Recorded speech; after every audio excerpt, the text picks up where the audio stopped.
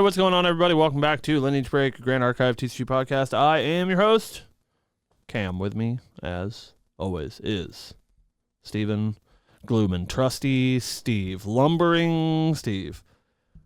Hi, Steve. Hi, Cam. I'm. It's just like, can we like start like an epithet for me? Yeah, it's like a grand breaker of chains. Yeah. It's like Steve, Mother of Dragons. Steve Glooman, the lumbering steed. Yeah. The trusty congratulations, by the way. Huh? You did quite well at a set in Melbourne last weekend. I did, yeah. Lots of lumbering Steves on camera. Yeah, I was actually like surprised when I like opened up the stream because like I'd like been tuning in and out, and I just opened up the stream and someone's like, "I'll talk you for 5 with lumbering steed," and I was like, "What is happening?" Huge shout out to that guy. However, I am holistically convinced he was a plant. That guy is an industry plant for 100%. Sure. He's the only person playing this deranged, like horse tribal deck, and he's silver. He's a silver player. His name is Sylvie Heartsong. Come on, guys. Yeah, come on. Like if you're gonna put the plant weebs into the tournament, like make it. Come on, you know.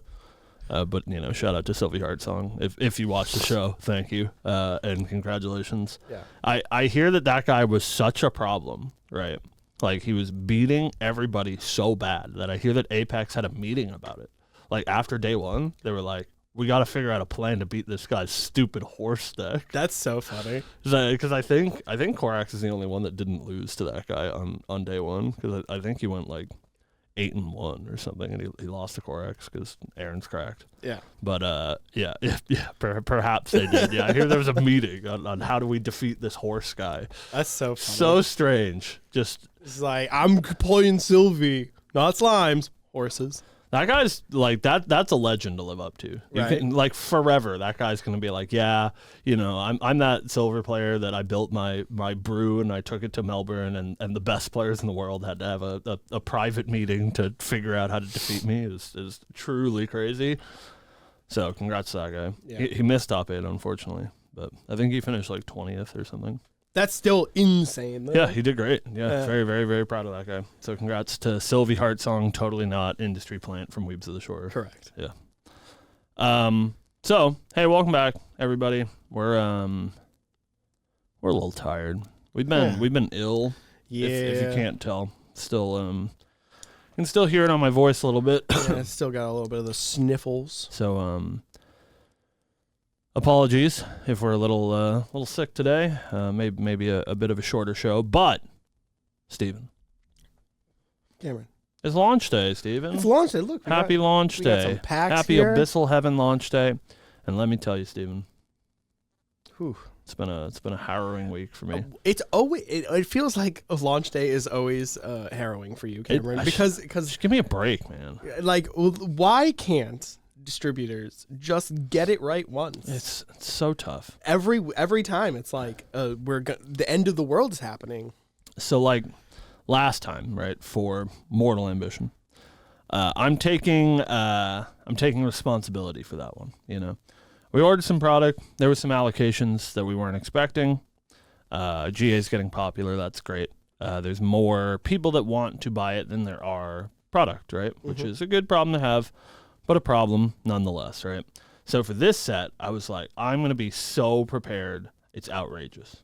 Made sure to like split my orders from several distributors so that if we got allocated, everything would work out fine. Made sure to be very diligent about our pre-orders. Made sure to take like deposits down so that, you know, people didn't cancel, so we knew exactly how many we needed. All was fine. And I got all of the information last week, and everything was going to be hunky-dory. No issues detected. I was like, perfect. We're good to go. Our first order ships on Tuesday to arrive today on Friday. I'm like, oh, perfect. Shows up on launch day. Our second order ships on Wednesday to arrive on Thursday. Even better, it's a day early, and that's the big one, right? So we were going to get everything. Everything was going to be great. I wake up Thursday morning. Our first order, the one that shipped on Tuesday, has been delayed due to inexplicable severe weather from wherever it's coming from. It's been delayed. It's not going to be here for launch day. I'm like, well, that's unfortunate, but that's the extra product. Everything should be fine. Most of our pre-order product's going to be in on Thursday, right? Not a big deal. Not a big deal. Then I show up on Thursday, as I do to work, and the UPS guy is scheduled to arrive on Thursday, and we're like, oh, great, no problems. The guy arrives, he drops off the packages, everything's great.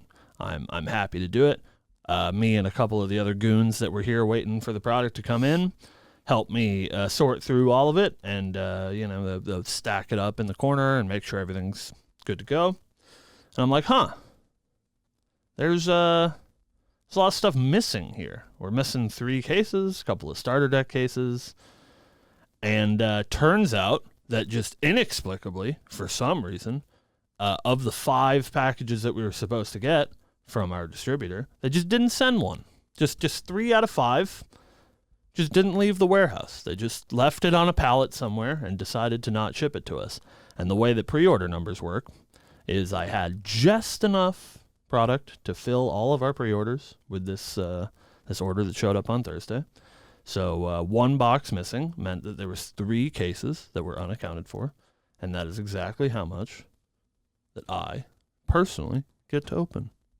So the end of my sad day yesterday was that everyone would get their product except for me, and I would sit there and cry. So a bunch of our friends sat down, opened a bunch of product last night while I sat there and cried into my Monster Energy.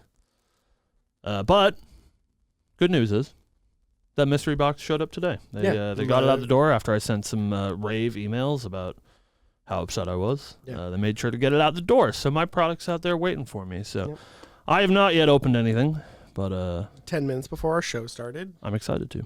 So there you go. That's my harrowing a tale of Abyssal Heaven. It all worked out. Yeah, it always works out, but it's harrowing nonetheless. Yeah. So.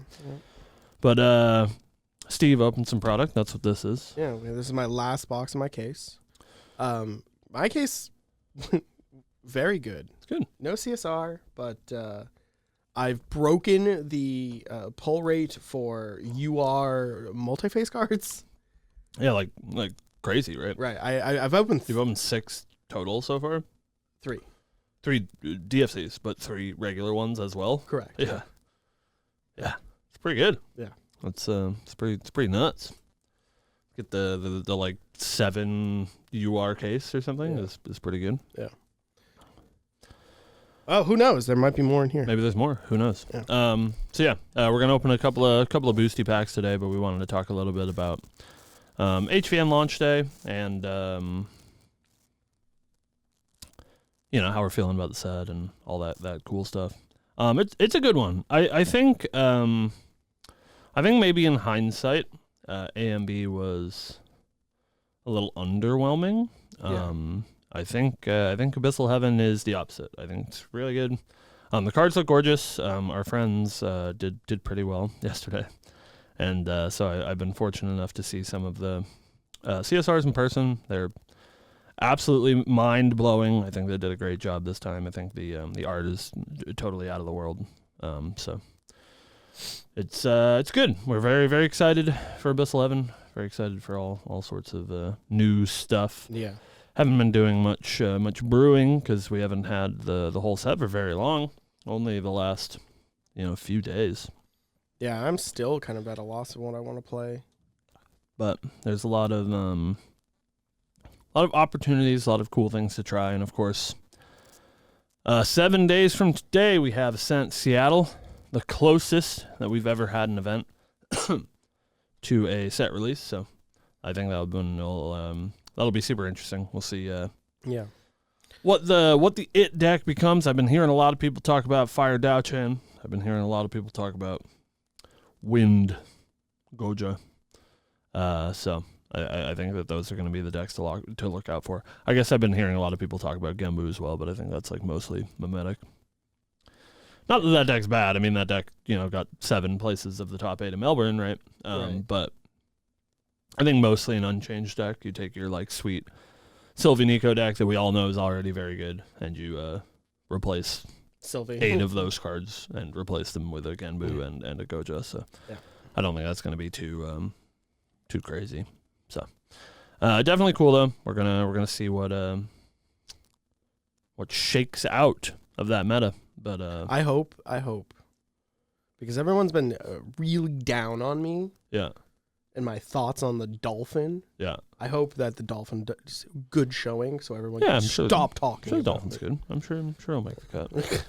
Everyone's been really down on Daocha, and so I'm hopeful that she sucks, so that none of you play her, and it's just me. So. Yeah. But speaking of Dao-Chan, our favorite person on the Weebs of the Shore development team, Bell has dropped us some lore in the form of the champion descriptions on the mothership, GrandArchiveTCG.com. Has Dao-Chan and Goja, both their lore blurbs have come out. If you guys have not taken the time, if you go to the I think it's characters or It's something. story. There's a tab, no, it's champions that has all of the champion descriptions, and you can scroll through them.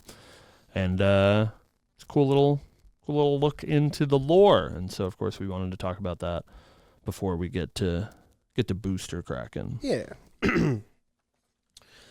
So we're gonna start off with the one that matters.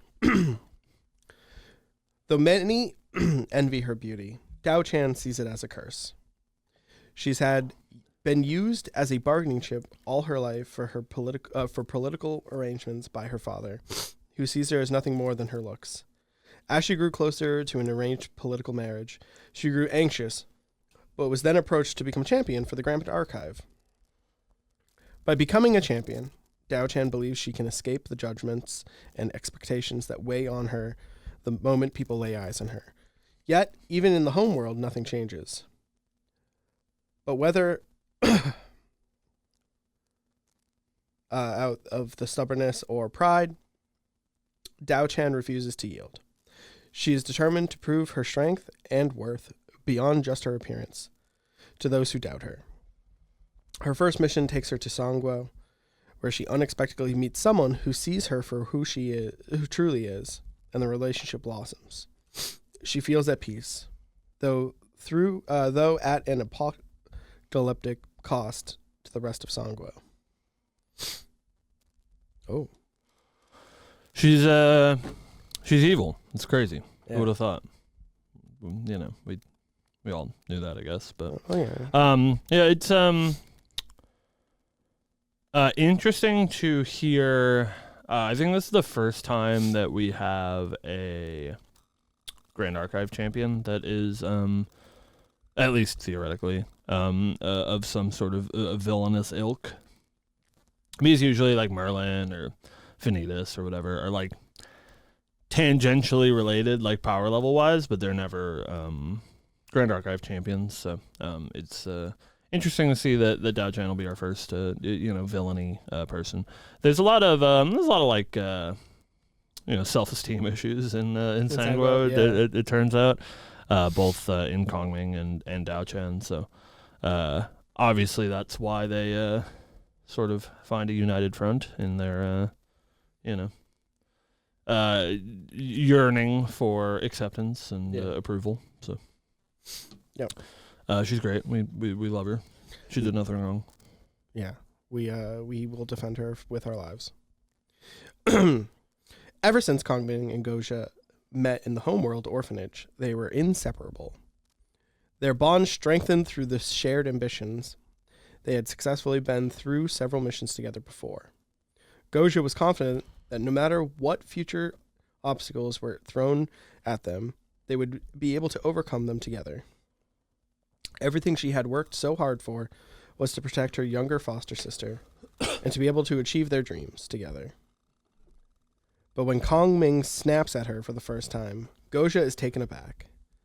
With the monumental mission to find the Shenju and the fracture in her bond with this the sister who means everything to her weighing heavily on her mind, does Goja have what it takes to save Sangguo?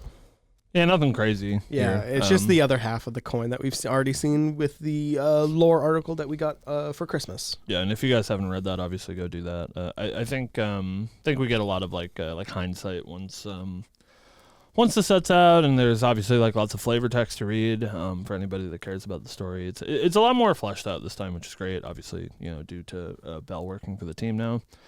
So yeah, if you're looking for those story beats, make sure you read your flavor text. Go back and read that article. Maybe, hopefully, we will get another one. I think probably a little bit closer. Obviously, it's launch day. We're not going to get the the definitive conclusion of our story today, but Right. Maybe in a little bit of time. But yeah, so those are our little lore bits to follow up with. I'm excited to hopefully hear more about how all this shakes out, because a lot of it is exposition, right? And not a whole lot of it is explaining what happens. And obviously, like Dao Chan, I think is of particular maybe not importance, but interest, that she very obviously has some evil things happen from her art, which is almost holistically spooky and evil. So surely she has some sort of something go awry when she meets Lubu, who also has some sort of something go awry. So yeah, definitely cool, and we're always happy to talk about lore on the show. I can assume what goes awry is that she meets that shadowy figure and he puts a demigod into Lubu. Who knows, dude? I assume the Dao Chan dies, so like I don't know. Yeah, it's very strange. Why does Lubu go crazy? It's because her Girlfriend died. Her girlfriend dies. Yeah. Why she become wrathful incarnate, right? Like something's got to go wrong, and so maybe her beloved GF dies. So we'll see.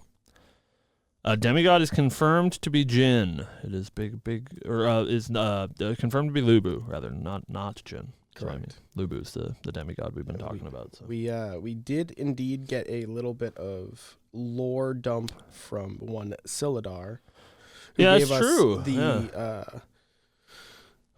The levels and what they mean in the world. Yeah, really interesting. For some reason, our glorious leader, Silidar, just decided to hang out in Merlin's, I think, for an hour or two and drop a whole bunch of lore on us. So our beloved Trevor, for us at least, compiled all those things that he said into a messy Google Doc for us to review. So definitely some cool stuff. But yeah, that did confirm from Mr. Silidar himself that Lubu is the demigod that we've been talking about. Yeah, and just to touch on it, just so you're aware, because I know a lot of people might not troll Merlins as much as the rest of us. Yeah. 1 to 3 is just a regular champion. Mm-hmm. Level 4 champions are demigods. Level 5 champions, or 5, level 5, are gods, but within the top 100 of gods. Yep. And then level 6 is top 10. Yeah. And then level 7 is top 3. Yeah. And for an example, if anyone's looking for people to point to, obviously we have plenty of level 1 to 3 champions. There's tons of those. Lubu is our first level 4 champion in, lore. Mm-hmm. Proxia and Luxera are both level 5 champions that you can read about in the Regaling Regalia lore article that's on the website. Gaia, the creator of the Terra element, is level 6. Who knows about level 7? I don't know. Yeah. Could be cool. Merlin is not she is technically just a level 3. She is not a demigod or anything about that. Yeah, it has to be printed on the card. Level counters and temporary levels don't count.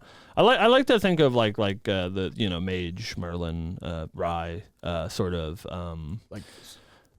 getting those temporary levels is like using power beyond their depth, right? Yeah, which can be, as I'm sure you see in lots of Rye's art, pretty dangerous to use that sort of power that you should not have control of. So. And that's sort of the whole arcane thing, but not power that is indicative of their own power level, but something that they can tap into that's more powerful than themselves. They are tapping into the divinity that is their element and pulling too much power into their bodies so they can lightning blast you. But yeah, lore's cool. Yeah, I really enjoy. Listen, Steven. I love the lore. we're big fans of all of Bell's work. However, what I gotta say, happy Abyssal Heaven launch day. I'm so excited. Abyssal Heaven's so cool. I love Dao-Chan. I so badly am excited for DTR and whatever our next block is. Yeah. I'm just like really, really hopeful. Because like I'm not a big Romance of the Three Kingdoms guy, right? And I know a lot of people are, and so congratulations. I'm very happy for you. But really what I want, I was like so excited to hear Syl talk about, like champion levels and all of that, Grand Archive stuff. And we get a little bit of homeworld lore here from Dao-Chan's description as well. But I'm really hoping the DTR is like not an evocative setting, not like something we know. Yeah, right. Like it's like Azoth was, right? Like I hope it is holistically Grand Archive's own, and that allows Belle to sort of spread her wings and have her own world to play in. That she doesn't have to worry about the implication of using Lubu as a character or whatever, right? So I'm very, very excited for that, and I think hopefully. Next weekend. Yeah, if, history were to repeat itself, which I assume it will, Seattle next weekend is probably where we'll get our first snippets of DTR stuff. So very, very exciting for that. And hopefully for one LB Sean, when they announce the champions and that it is a Ranger focus set, we can, stop listening to complain that Ranger's bad. True.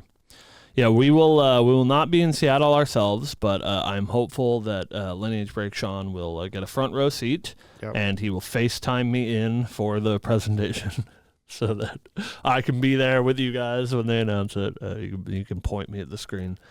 Yeah, very, very excited for DTR, but we're also very excited for Abyssal Heaven that comes out today. It comes out today. It's right here. Whoa! Good luck, everybody, with your polls and all that good stuff.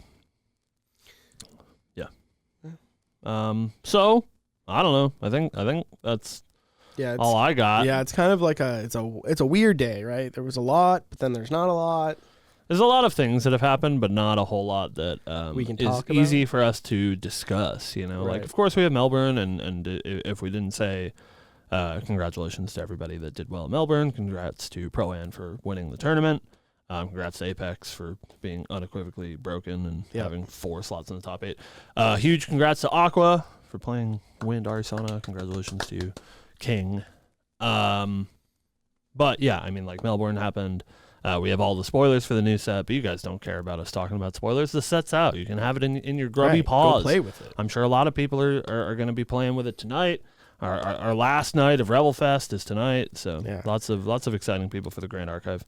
Unfortunately, this is my only Rebel Fest event because I was like too sick to leave my house. Yeah, I gotta make sure I like fire it and finish it quickly because I think it ends at like 11 or something. So we gotta make sure that we're on time tonight because we don't want to miss the deadline for Rebel Fest. So correct. Well, I guess without further ado, Steven's brought this box with us to do a little cracking. So we're gonna open. In the spirit of launch day, which has become sort of a new tradition here at the LB, just, open a little boosty packs, see if we open anything crazy. We don't have the top-down camera for you guys, and obviously we are a podcast by trade, so we're going to try to keep it less visual than needed, but just open some things, talk about the set, talk about how we're feeling about it. I think it's really cool. There's lots of really cool cards in it.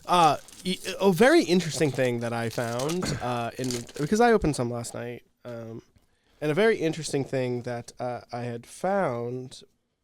Ooh, we got a foil SR Saryu's Command. Nice, that's nice, sweet. That's the only one that's SR, right? Yeah.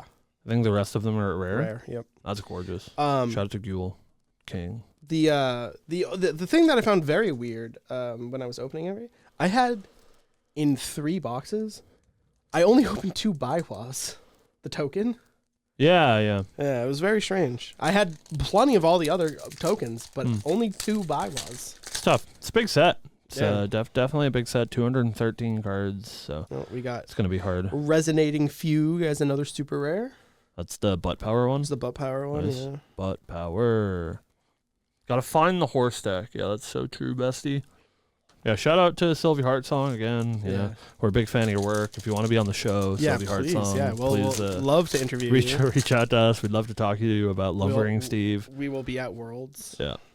But yeah, I've been like super impressed with this set. I think that's become the new norm, right? Where MRC was such a tough set because I think it was very similar to this one in the like dearth of strategies that it sort of unlocks and the new things that it brings to the game. But it was also the first introduction of recollection decks, which I think A, were maybe a little bit overtuned, but B, were such a new thing to the community that they really overpowered what MRC was for Grand Archive. And I think everyone's a little bit more tempered this time with the new recollection decks not taking the forefront of the excitement for the set. And I think a lot of people are excited just for the cards that are going to be available to us. So yeah. I'm just like also like super pleased with how well like all the tokens look. They look great. Yeah, the quality's super high. I'm beyond overjoyed to see that the ALC Alter first print run issue was a fluke, and these are your very typical high quality Grand Archive cards. Flat as the board. You don't have to worry about your curling. Which we got another dolphin. You like Dolphin? I love the dolphin. Dolph Lundgren? Dolph Lundgren. That's him right there. He's my favorite Fate Stone, Dolph Lundgren. My favorite bit of card lore for this set is that the Goja eats rocks. Goja eats rocks. Is that the flavor text on Dolphin was supposed to be way darker. Oh, really? Yeah, but they said it didn't match the 0-3 body it has. Yeah, so the Bell had like to tone it down. whimsy of the flippy dolphin. Yeah. Dolphins are pretty vile creatures, so that does make sense. But ooh, keeping in track with opening AMB on stream, we got a foil champion. Oh wow! Yeah, Congrats, yeah, nice. Got a Goja. Oh, that's my favorite one too. Yeah. It's my favorite Goja art. Level 2? Level 2? Level 2 goes crazy. Shout out again to Ghoul who did amazing work. Yeah. This set. I do. It is kind of sick. She has all the Fate Stones like floating around her. Yeah, it's like really Hex cool. Maniac Pokemon. You lost me. I don't know what that is. But yeah, cool stuff. Very excited to start brewing. Got a couple of decks lined up. Hopefully, they don't all suck, but they probably all suck. Do some Dao Chan gaming is the plan. I think I'm gonna stake this claim right now. Yeah. Not a claim. I mean, it's a personal thing. So that's There's acceptable. the UR Harbinger of Lightning. She's so cute. Not Goja, by the way. Several people are like, "Look, it's Goja." It's not. No, it's a Harbinger of Lightning. Is she's the one on all the arcane cards. You see her on Harness Lightning. And, she might be in Serious Command. That might actually be Goja in Serious Command. Is, I believe so. But anyways, I'm gonna stake this claim right now. Right. That is that foil? Foil Direwolf. Yeah. Nice. Foil tokens are great. We got a red hair. It's very pretty. This set has, and if you can figure it out in chat, you let me know, chat. I don't think it's that hard, but mechanically, this set has my favorite Grand Archive card of all time. All time, my favorite mechanically designed Grand Archive card ever is in this set. So that's very exciting, and I'm very excited to play it. And if you can figure out what that is, you win my admiration. But that's it. So don't try too hard about it. But it's a cool set. It's got a lot of cool cards, and I think that's somewhere that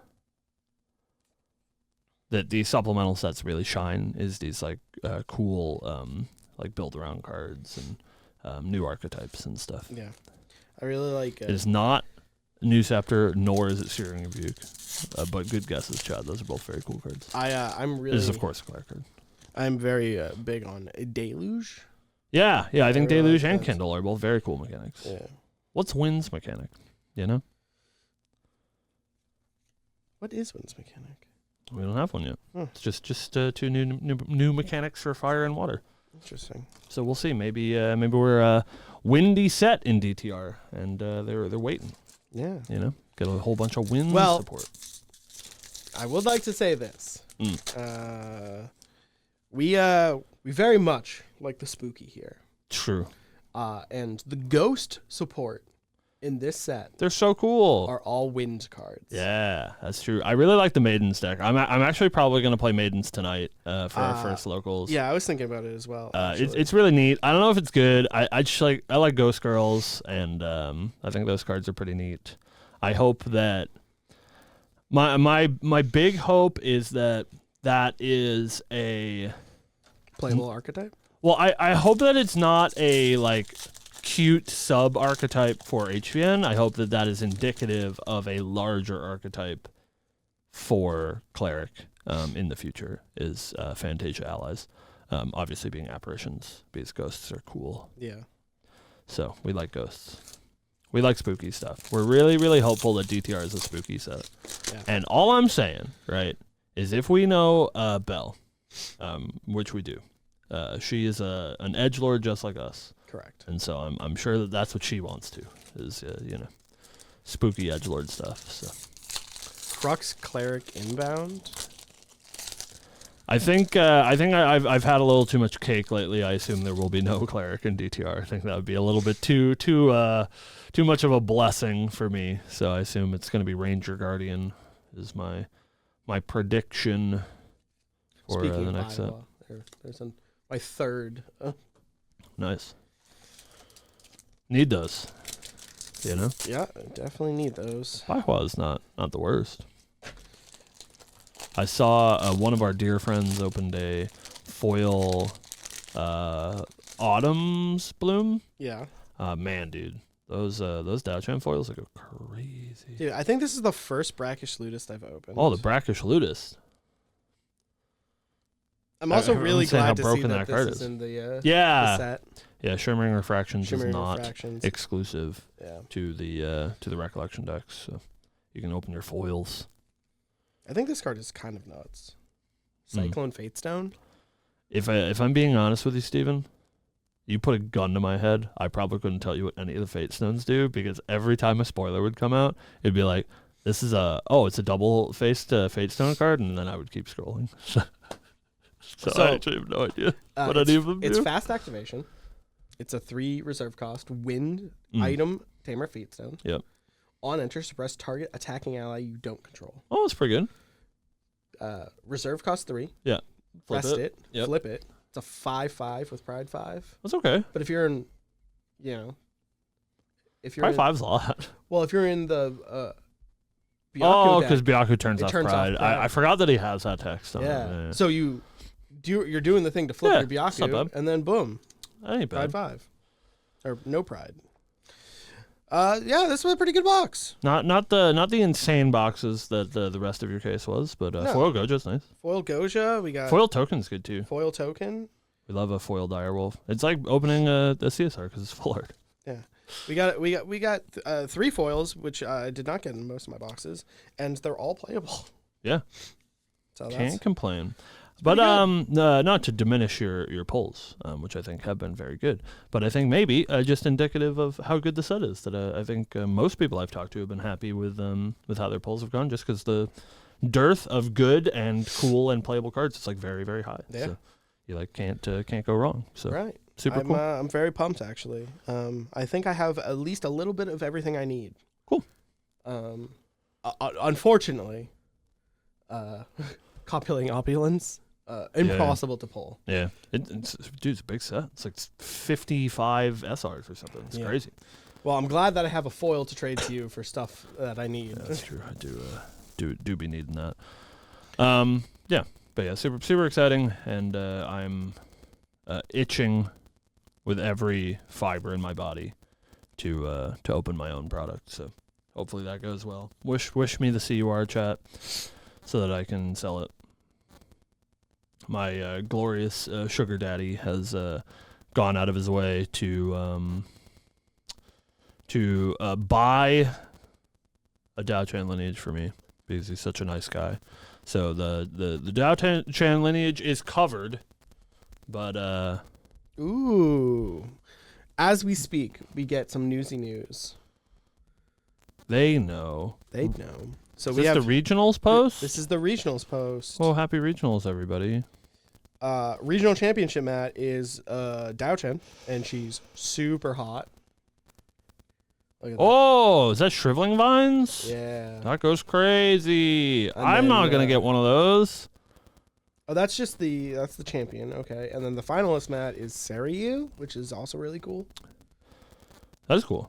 Is that Saryu's command? I think Yes. Saryu's command is the finalist mat. Shriveling vines is the regional mat. Of course, you get that gorgeous, my lord, 2 huge reasons to play Mandate of Honor in your deck if you get top 8. A bit of a unfortunate downgrade, I think, from last season's obviously very powerful backup charger, but the art is gorgeous on Mandate and not a bad card to have. It sort of feels indicative of like the Orb of Hubris level card where it's like good to have one. It's it's a regalia. It will see some like fringe play, but not nearly as ubiquitous as the backup charger from last season. Also, we have the new binder here, of course. It's a binder this time that has Goja and Lubu on it. Lubu? No, that's Kongming? Yeah, that's Yeah, Kongming and Goja on it. Yeah, I would say it wouldn't make sense if it was Lubu. I don't know, man. I don't know what's going on with them. Also, I guess this is a good time to announce that our regionals at Webway Games will be April 5th. So if you are in the northeastern area and you're not going to Core TCG in California, ours is April 5th. It will be a good time. Talk to anybody that went last season. They had a great time. It will be catered. There will be food. You will enjoy it, and you will be there, or you will upset me. And you don't want to upset me. Right? Mm-hmm. Right, chat? Chat, you don't want to upset me, right? We have seen the new binder. Yeah. No. So, yeah, I think that's it. Yeah. We will, of course, be back next week. Next week's going to be a bit of a interesting one where we will be right before Seattle. So I think next week we'll talk a little bit about our early meta predictions once we have some games under our belt of HVN, talk about our predictions for Seattle, and then, of course, that weekend we'll have the Seattle presentation to talk about. So even though the new set is out and we are entering the new drought of Grand Archive TCG Newsy News for the podcast, not yet. Next couple of weeks, we got plenty to talk about, and so we will see you then. Thank you for watching. Sorry that we were gone for so long. Being sick is sad. Yep. So we're happy to be back, and provided that we don't get into any hideous car crashes or debilitating injuries, we will be back next week for your viewing pleasure. If you want to watch the show, like some people are watching it right now, you can do that 12 p.m. Eastern Standard Time, * every Friday. If you want to catch the previous week's show, you can find it on the YouTube Monday, 2 p.m. Eastern Standard Time, *. Yes, we've updated when we post the show. It is no longer on Friday. You have to wait the whole weekend before you see last week's episode, so make sure that you come to the live show, as all of you lovely people have, and you get to chat with us before and after the show. But if you want to catch the last week's show up on the YouTube, you can find that every Monday, 2 p.m. Eastern Standard Time, *. So yeah, thank you guys so much for watching. It's so good to be back. We will see you next week talking about that hot Seattle action. Good luck on your polls this weekend. Good luck, and thank you for watching. Good luck and good night. Woo!